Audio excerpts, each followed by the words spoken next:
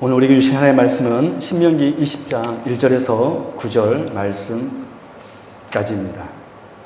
신명기 20장 1절에서 9절 말씀까지 우리 같이 합독하도록 하겠습니다. 우리가 계속해서 신명기 말씀을 살펴보고 있습니다.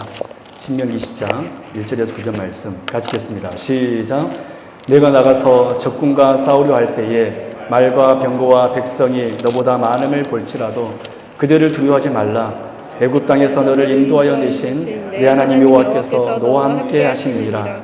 너희가 싸울 곳에 가까이 가면 제사장은 백성에게 나아가서 고하여 그들에게 말하여 이르기를 이스라엘아 들으라. 너희가 오늘 너희의 대적과 싸우려고 나와왔으니 마음에 겁내지 말며 두려워하지 말며 떨지 말며 그들로 말미암아 놀라지 말라. 너희 하나님 여호와는 너희와 함께 행하시며 너희를 위하여 너희 적군과 싸우시고 구원하실 것이라 할 것이며 책임자들은 백성에게 말하여 이르기를 새 집을 건축하고 낙성식을 행하지 못한 자가 있느냐. 그는 집으로 돌아갈지니 전사하면 타인이 낙성식을 행할까 하노라. 포도원을 만들고 그 과실을 먹지 못한 자가 있느냐. 그는 집으로 돌아갈지니 전사하면 타인이 그 과실을 먹을까 하노라. 여자와 약혼하고 그와 결혼하지 못한 자가 있느냐. 그는 집으로 돌아갈지니 전사하면 타인이 그를 데려갈까 하노라 하고 책임자들은 또 백성에게 말하여 이르기를 두려워서 마음이 허약한 자가 있느냐. 그는 집으로 돌아갈지니 그의 형제들의 마음도 그의 마음과 같이 낙심될까 하노라 하고 백성에게 이르기를 마친 후에 군대의 지휘관들을 세워 우리를 거느리게 할지니라. 아멘. 우리는 전투적 교회라는 말을 종종 듣습니다. 그래서 사도 바울은 디모데후서 4장 7절 말씀에서 이렇게 하였습니다. 나는 선한 싸움을 싸우고 나의 달려갈 길을 마치고 믿음을 지켰으니 라고 말하고 있습니다. 사도 바울은 자신의 삶을 뭐라고 정의했냐면 선한 싸움을 싸웠던 삶이었다라고 이렇게 정의했습니다. 또 디모데후서 6장 12절에서는 뭐라고 그랬습니까? 디모데에게 이렇게 권면했잖아요. 믿음의 선한 싸움을 싸우라. 영생을 취하라. 이를 위하여 내가 부르심을 받았고 많은 증인 앞에서 선한 증언을 하였도다. 여러분 그렇습니다. 이 말은 교회는 이 땅에 살아가는 동안 죄와 싸워야 한다는 의미인 것입니다. 그리고 교회가 전투적이라는 말은 우리 교회 여러분 각각의 우리 성도님들의 삶 속에서 매일매일 죄와 싸우는 상태 가운데 놓여 있다는 것을 또한 의미합니다. 참으로 그래서 이 땅에 사는 교회는 우리 성도는 끊임없이 뭐와 싸워야 되냐면 사람과 싸우는 것이 아니라 뭐가 싸워야 되냐면 죄와 싸워야 합니다. 한번 따라 볼까요? 죄와 싸워야 됩니다. 여러분 사람과 싸우면 안 돼요. 우리는 늘 죄와 싸우는 것이 아니라 뭐와 싸웁니까? 사람과 싸워요.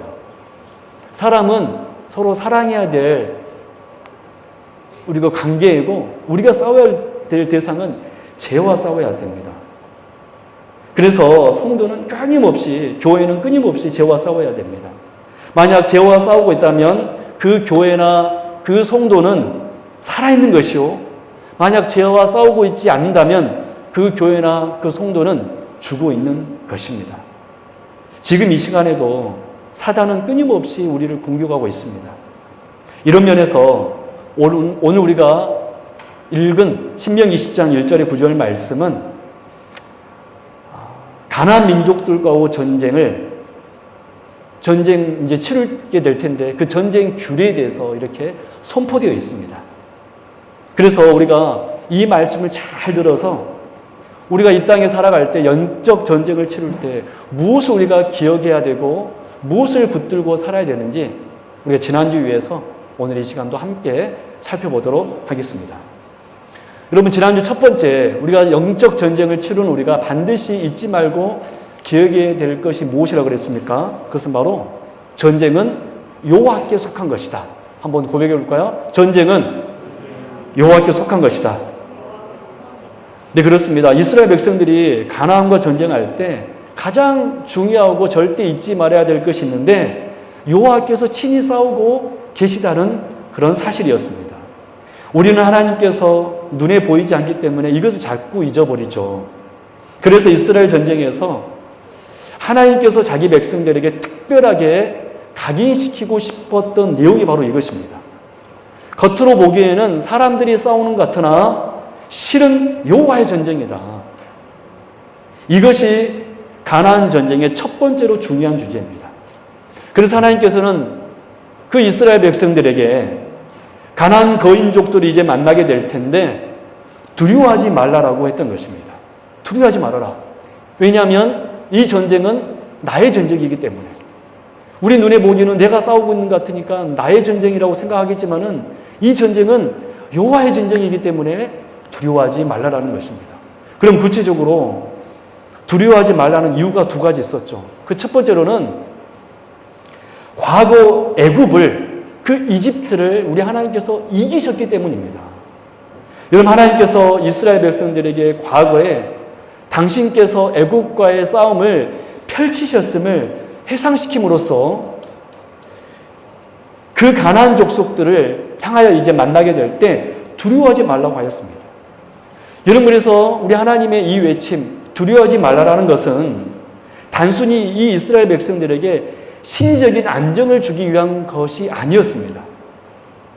심리적인 안정을 위한 것이 아니라 실제적인 사실에 근거한 말이었습니다.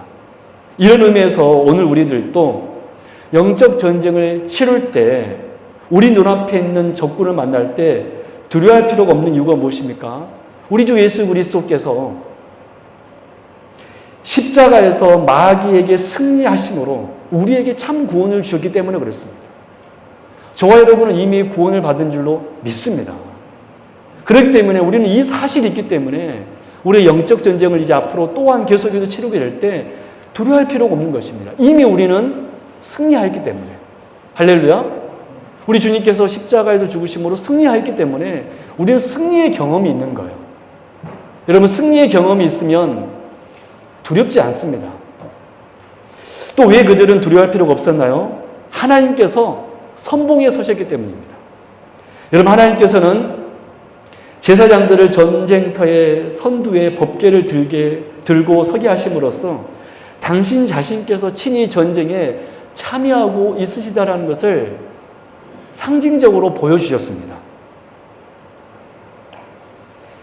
눈에 보기에는 제사장이 지금 가장 법궤를 두고 앞서서 전쟁을 나가지만 그 모습은, 법궤는 하나님의 임재를 상징하잖아요. 그래서 그 법궤를 들고 맨 제사장들을 통하여 이스라엘 백성들이 볼 때, 야, 하나님이 우리 앞에 서셨구나, 선봉에 서 계시는구나 라는 것을 알게 하셨다라는 거예요. 우리 사랑하는 성도 여러분, 우리 하나님께서는요, 하늘에서 우리를 그저 우러러 내려보기만 하신 분이 아닙니다. 우리 하나님께서는 저와 여러분을 위하여서 이 땅에 내려오셔서 우리와 함께 호흡하고 선봉에 서셔서 우리를 이끌고 친히 함께 싸우시는 분이 저와 여러분이 하나님이시라는 거예요.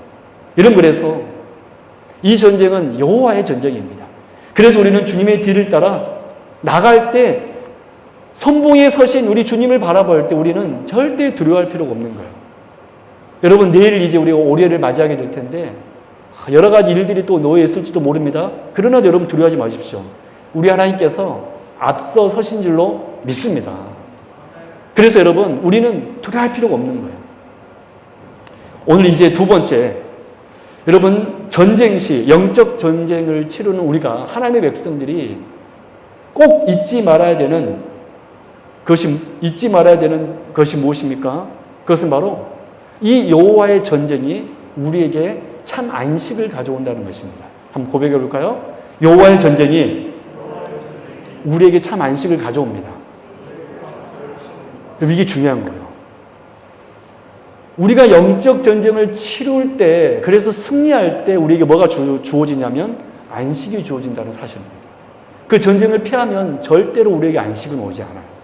오히려 그 죄와 맞서 싸워 승리할 때 뭐가 오는 거예요? 참 안식이 주어진다는 것입니다. 여러분, 오늘 말씀, 이 신명기 10장 1절에 9절 말씀이 전쟁 규례인데 우리가 지난주 전반부의 규례를 살펴보았다라면 오늘 이제 후반부 규례로서 이 전쟁에서 제시킬 사람에 대해서 오늘 본문 이 신명기 20장 하반절 후반부 부분은 기록되어 있습니다. 이것이 바로 오늘 우리가 중점적으로 다뤄야 될 말씀인데, 여러분 우리 오늘 본문 5절에서 8절 말씀 한번 읽어볼까요? 여기 보면 전쟁에 참정치 말아야 될 사람들의 목록이 기록되어 있습니다. 이 사람들은 전쟁에 제시키라는 거예요. 우리 5절에서 8절 말씀 우리 같이 합독할까요? 제가 봉독해 드릴 테니까 제가 1번, 2번, 3번이라고 말하는 부분에 여러분 체크해 주시면 좋을 것 같아요. 책임자들은 백성에게 말하여 이르기를 1, 그 1자를 써주십시오. 1. 새 집을 건축하고 낙성식을 행하지 못한 자가 있느냐? 그런 집으로 돌아갈지니 전사하면 타인이 낙성식을 행할까 하노라. 이 첫 번째입니다. 전쟁에 참여하지 말아야 될 전쟁의 제외 대상. 첫 번째, 새 집을 건축하고 낙성치 못한 자. 계속 읽을게요. 2.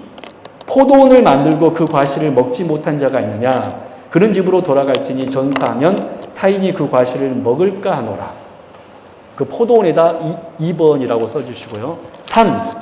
여자와 약혼하고 그와 결혼하지 못한 자가 있느냐? 그런 집으로 돌아갈지니 전사하면 타인이 그를 데려갈까 하노라. 그 다음에 4. 책임자들은 또 백성에게 말하 이르기를 두려워서 마음이 허약한 자가 있느냐? 그런 집으로 돌아갈지니 그의 형제들의 마음도 그의 마음과 같이 낙심될까 하노라. 여러분, 우리가 여기 5절에 8절 보면 네 사람에 해당되는 사람들이 이 징집 대상의 제외가 되었습니다. 여러분 첫 번째 5절 말씀 보면 어떤 사람입니까? 새 집을 건축하고, 오늘 보니까 우리 아이들이 참 조용하게 말씀을 잘 듣고 있어요. 우리 승기도 잘 듣고 있고, 우리 지원이도 잘 듣고 있고, 우리 하영이도 잘 듣고 있고, 우리 갓난 아이 다율이도 아주 조용히 말씀을 잘 듣고 있네요. 얼마나 착한지 몰라요. 그리고 우리 정우, 지희, 또 지희 옆에 예쁜 친구 한 명 있네요. 아주 말씀 잘 듣고 있어요. 하나님께서 우리 친구들과 함께 할 것을 믿습니다. 첫 번째, 징집 대상에 제외된 사람이 5절 말씀이 나오는데, 새 집을 건축하고 낙성식을 행하지 못한 자는 집으로 돌아가도록 명령되었습니다. 왜 그렇습니까? 만약에 이 사람이 전사하면 타인이 낙성식을 행할 것이기 때문에 그렇습니다. 타인이 그 집으로 들어가 살 것이기 때문에. 그러면 안 되잖아요. 그래서 아직 집을 건축하다가 중단한 자는 징집 대상에 제가 되었습니다. 두 번째로 6절 말씀 보면 포도원을 만들고 그 과실을 먹지 못한 자는 집으로 돌아가도록 명령되었습니다. 왜 그렇습니까? 전사하면 타인이 열심히 갖고 오는 그 포도원을 다 먹어버리기 때문에. 그리고 세 번째 7절 말씀 보면 여자와 약혼한 자가 있으면 그 사람도 집으로 돌아가게 했습니다. 왜 그렇습니까? 그 사람이 전사해버리면 딴 남자가 그 여자와 약혼자와 결혼해버릴 수 있기 때문에. 그래서 제외가 되었습니다. 또 네 번째는 어떤 사람이 있습니까? 8절 말씀 보면 두려워하는 자. 이 전쟁을 나가는데 두려워하는 자. 왜 이 사람이 제어되었습니까? 이 두려워하는 자 때문에 다른 군사들도 사기가 저하되기 때문에 이 네 번째 이 두려워하는 사람도 전쟁에 제외가 되었습니다. 여러분, 그런데 이 조건들이 여러분 아무렇게나 주어진 것이 아니라는 것을 여러분 기억해야 됩니다. 이 조건들이 아무 생각 없이 그냥 주어진 것이 아니라는 거예요. 여러분 놀랍게 특별히 세 조건, 네 번째는 제하고요. 세 조건, 낙성식을 아직 행하지 못한 자, 포도원의 열매를 아직 따먹지 못한 자, 약혼한 자가 왜 징집 대상에 제외되어 있는가? 여러분 성경은 아주 이 세 가지, 왜 이 세 사람이 징집 대상에 제외되어 있는가에 대해서 이사야 65장 말씀은 우리에게 정확하게 그 이유를 설명하고 있습니다. 우리 다 같이 이사야 65장 21절에서 22절 말씀을 한번 보도록 하겠습니다. 왜 하나님께서는 이 세 사람들에 대해서 왜 영적 전쟁의 징집 대상에 제외를 시켰는가? 우리 이사야 65장 21절에서 22절 말씀 한번 보도록 하겠습니다. 여기 보면 그 이유가 나와 있어요. 이사야 65장 21절 22절 같이 한번 읽어볼까요? 시작. 그들이 가옥을 건축하고 그 안에 살겠고, 거기서 그들이 가옥을 건축하고 그 부분에다 1번이라고 써놓으십시오. 그 다음에 2, 계속 있습니다. 포도나무를 심고 열매를 먹을 것이며 그들이 건축한 데에 타인이 살지 아니할 것이요 그들이 심은 것을 타인이 먹지 아니하리니 이는 내 백성의 수완이 나무의 수완과 같겠고 내가 택한 자가 그 손으로 일한 것을 길이 누릴 것이며. 여러분, 이 이사야 65장 말씀의 주제는 뭐냐면 하나님의 나라, 즉 새하늘과 새 땅의 도래에 대한 노래입니다. 새하늘과 새 땅이 도래했을 때 이 이사야 55장 21절에 22절의 역사가 일어난다는 것입니다. 여러분, 이 말씀에서 하나님의 나라가 도래할 때 가옥을 건축하고 그곳에 거할 것이다. 또 포도원을 재배하고 그것을 먹을 것이다 라고 하였습니다. 여러분, 이것을 문자적으로 받아들이시는 마세요. 여러분, 우리가 천국 가면 우리가 집 건축해서 거기서 살고 뭐 포도원을 우리가 포도나무를 길러서 먹습니까? 이것은 기쁨을 상징합니다. 기쁨. 근데 놀랍게도 우리가 아까 읽었던 신명기 20장의 그 징집 대상에 해당되는 사람들의 그 조건들과 이 신명기 65장 말씀의 조건들이 일치합니다. 그렇지 않습니까? 오늘 본문에 기록된 군대에 징집된 데서 돌려보려야 될 사람들의 조건이 이 신명기 65장 새하늘과 새 땅이 즉 하나님의 나라가 임하였을 때 안식을 절대로 박탈당해서는 안 되는 사람들이 나오고 있습니다.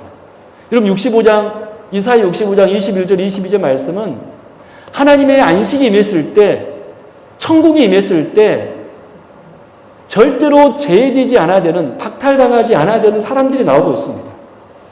그럼 여러분, 이것이 무엇을 의미하는 것입니까? 이 이사야 65장 말씀을 비추어서 오늘 신명기 20장 전쟁 규례의 말씀을 보면 이 가나안의 전쟁의 성격이 단순히 영토 확장을 위한 것이 아니라 그 이스라엘 백성들에게 무엇을 주기 위한 전쟁입니까? 바로 안식을 주기 위한 전쟁이라는 거예요. 여러분, 그래서 오늘 본문 전쟁 규례, 특별히 징집 대상에 제외된 사람들의 규례를 통해서 알 수 있는 것은 이 여호와의 전쟁은 우리에게 무엇을 가져다 주는 전쟁입니까? 안식을 가져다 주는 전쟁입니다. 여러분, 또 한 말씀만 볼까요? 신명기 28장 30절 말씀 한번 보도록 하겠습니다. 신명기 28장 30절. 여기 말씀에서 보면 신명기 20장에 기록된 그 전쟁의 징집 대상에 제외되는 사람들이 그대로 또 나오고 있습니다. 신명기 28장 30절. 같이 한번 우리 읽어볼까요? 좀 순서만 바뀌어 있을 뿐이지 그 징집 대상에 제외된 사람의 그룹들이 그대로 28장에 30절에 기록되어 있습니다. 같이 한번 읽어볼까요? 시작. 내가 여자와 약혼하였으나 다른 사람이 그 여자와 같이 동침할 것이요 집을 건축하였으나 거기에 거주하지 못할 것이요 포도원을 심었으나 내가 그 열매를 따지 못할 것이며. 여러분, 그렇지 않나요? 정확하게 오늘 본문의 그 세 그룹과 일치합니다. 다만 이 신명기 28장은 저주에 관한 문구거든요. 저주에 관한 문구입니다. 신명기 28장과 오늘 신명기 20장의 차이가 있다면 저주의 상황이기 때문에 이 저주가 나타난다는 것입니다. 즉 하나님의 말씀대로 순종하지 않은 사람은 어떤 저주가 임합니까? 약혼했으나 다른 사람이 그 여자와 동침하게 되는 것입니다. 얼마나 큰 저주입니까? 또 하나님의 저주를 받은 사람은 어떤 사람입니까? 집을 건축하였으나 타인이 그 집을 차지해버립니다. 또 포도를 심었으나 그 열매를 따먹지 못하게 됩니다. 여러분, 그래서 신명기 28장 말씀은 하나님의 안식이 아닌 하나님의 저주가 임했을 때 너희는 집을 빼앗기게 될 것이며 너희는 포도원을 빼앗기게 될 것이며 너희는 네가 약혼한 여자를 빼앗기게 될 거라고 하나님께서 말씀했다라는 것이죠.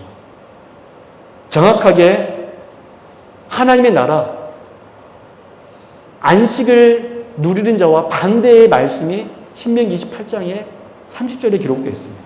여러분, 그래서 우리가 이사야 65장과 이 신명기 28장의 말씀을 통하여서 오늘 본문 신명기 20장의 말씀을 보면, 비춰보면 왜 하나님께서는 이 징집 대상자에서 이 세 그룹을 제외시켰습니까?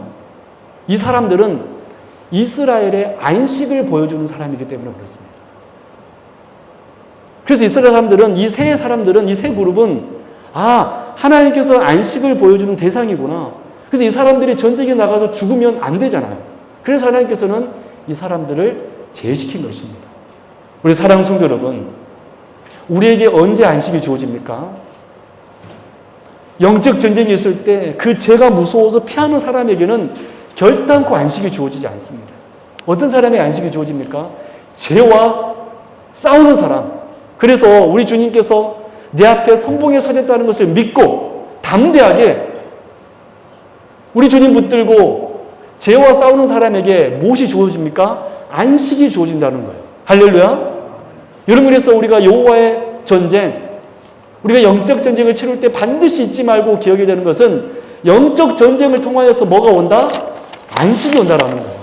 저는 우리 성도인들의 삶 속에 영적 전쟁을 치름으로 참 안식이 임하기를 주님의 이름으로 축원합니다.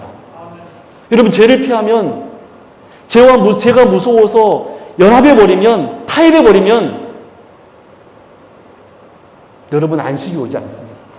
타협해버리면 가정에 안식이 오지 않고 여러분, 내가 죄와 타협해버리면 안식이 오는 것이 아니에요. 안식이 오는 것이 아니라 우리에게 두려움이 올 것이고 분열이 올 것이고 파괴가 올 것입니다. 여러분, 이것이 바로 하나님께서 이스라엘 백성들에게 너희들 이거 절대 잊지 말아라. 영적 전쟁을 통하여 뭐가 온다? 안식이 온다.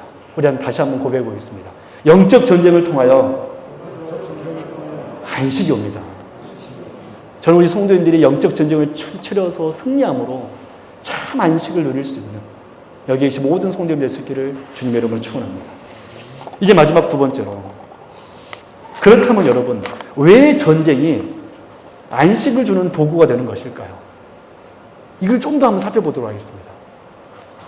왜 영적 전쟁이, 저는 오늘 하나님의 말씀은 안식을 주는 것이라 그랬는데 왜 그럼 정말로 이 영적 전쟁이 우리에게 안식을 주는 도구가 될까요? 왜 영적 전쟁을 통하여 안식이 올까요? 여러분, 이 전쟁이 우리에게 안식을 주는 영적 도구가 된다는 것을 이해하기 위해서는 다윗과 솔로몬의 말씀을 보면 우리가 이해할 수 있습니다. 우리 역대상 22장 8절 말씀 보도록 하겠습니다. 왜 영적 전쟁이 우리에게 안식을 주는가? 역대상 22장 8절 말씀, 중요한 말씀이니까 찾아서 보도록 하겠습니다. 성경은 성경으로 해석하는 거예요. 우리 친구들도, 우리 하영이도 아주 착하게 잘하고 있고, 지원이, 승희도 잘하고 있어요. 우리 조용히 잘 예배드리는 친구에게 선물을 좀 이따 주면 좋겠는데요. 간식 준비됐죠? 네. 역대상 22장 8절 말씀. 여러분, 이 말씀은 다윗이 성전을 건축하려고 하였습니다. 근데 하나님께서 다윗에게 너는 이러하기 때문에 성전 건축을 할 수 없다라고 말씀하신 부분입니다. 역대상 22장 8절 같이 읽습니다. 시작. 여호와의 말씀이 내게 임하여 이르시되 너는 피를 심히 많이 흘렸고 크게 전쟁하였느니라. 내가 내 앞에서 땅에 피를 많이 흘렸은즉 내 이를 위하여 성전을 건축하지 못하리라. 여러분, 한번 저 한번 보실래요? 다윗은 선한 마음을 가졌습니다. 나는 백향명 궁에 살거늘 우리 하나님은 저 장막 안에 있다라고 하면서 가슴 아파하면서 하나님의 성전을 짓고 싶었습니다. 그러나 하나님께서 뭐라고 그랬냐면, 다윗아, 내가 너 마음 안다. 그러나 너는 피를 많이 흘렸은즉 성전을 네가 건축하지 못하고 네 아들이 건축하게 될 것이다 라고 말하였습니다. 여러분, 이 구절을 보면서 많은 사람들이 다윗이 성전을 건축하지 못한 이유를 그가 우리가 아까 읽었던 역대상 22장 8절의 말씀을 근거로 다윗이 피를 많이 흘렸기 때문이라고 생각합니다. 여러분, 사실 여러분 잘 생각해 보면 실제 성전을 지은 솔로몬 역시 사실은 여러분 피를 많이 흘렸을까요? 안 흘렸을까요? 흘렸습니다. 그러면 이 하나님의 말씀이 맞지 않는 거잖아요. 여러분, 솔로몬도 즉위하자마자 많은 사람들을 숙청했습니다. 여러분 읽어보십시오. 그도 피를 흘렸습니다. 그래서 여러분, 역대상 우리가 읽었던 22장, 다윗이 피를 많이 흘렸기 때문에 성전을 짓지 못한다는 말씀은 단순히 그 말씀으로만 받아들여서는 안 된다는 거예요. 우리는 오늘 이 역대상 22장의 병행 구절인 어떤 똑같은 말씀이 기록된 열왕기상 5장 3절과 4절 말씀 보면 이제 좀 더 정확히 알 수 있습니다. 우리 한번 열왕기상 우리 5장 3절 4절 역대상 말씀과 비슷한 말씀인데 좀 다르게 기록되어 있어요. 여러분, 그래서 성경은 한 구절만 보면 오해할 수 있습니다. 같은 구절을 이렇게 포괄적으로 살펴보아야지만이 정확한 해석이 가능합니다. 우리 열왕기상 5장 3절 4절 이 말씀도 다윗이 성전을 건축하지 못한 이유가 나와 있어요. 근데 좀 다르게 기록되어 있습니다. 같이 한번 읽어볼까요? 시작. 당신도 알거니와 네 아버지 다윗이 사방의 전쟁으로 말미암아 그의 아버지 여호와의 이름을 위하여 성전을 건축하지 못하고, 거기부터 언더라인 칠까요? 중요한 말씀입니다. 시작. 여호와께서 그의 원수들을 그의 발바닥 밑에 두시기를 기다렸나이다. 아주 중요한 말씀입니다. 여호와께서 그의 원수들을 그의 발바닥 밑에 두시기를 기다렸나이다. 그런 다음에 계속 읽어볼까요? 이제 내 하나님 여호와께서 내게 사방에 뭐를 주심에? 태평을 주심에. 안식입니다. 태평을 주심에 원수도 없고 재앙도 없도다. 여러분, 여기 열왕기상 5장도 똑같이 다윗이 성전을 짓지 못한다고 말씀하고 있으나 그 이유를 피를 많이 흘렸기 때문이라고 말씀하지 아니하고 여기에서는 뭐라고 기록되어 있습니까? 여호와께서 그 원수들을 그 발바닥 밑에 두시기를 기다렸다라고 말하고 있습니다. 무슨 말씀입니까? 즉 다윗이 성전을 짓지 못한 이유는 오히려 원수들이 완전히 괴멸되지 않았기 때문이었습니다. 이거 중요한 거예요. 원수들이 완전히 괴멸되지 않았기 때문에, 다윗 때는 원수들이 완전히 괴멸되지 않았기 때문에 이 솔로몬 때야 비로소 원수들이 완전히 멸절되고 난 뒤 솔로몬에게 뭐를 주었습니까? 사방에 태평을 주네. 즉 그래서 그때 바로 무엇을 지을 수 있었습니까? 성전을 지을 수가 있었던 것입니다. 정리하자면 이겁니다. 성전은 원수들이 발바닥 아래 두어지게 될 때 바로 그때 지을 수 있는 것이고, 원수들이 영적 전쟁으로 완전히 괴멸될 때 그때 바로 태평의 시대가, 안식이 주어진다라고 이 열왕기상은 말씀하고 있습니다.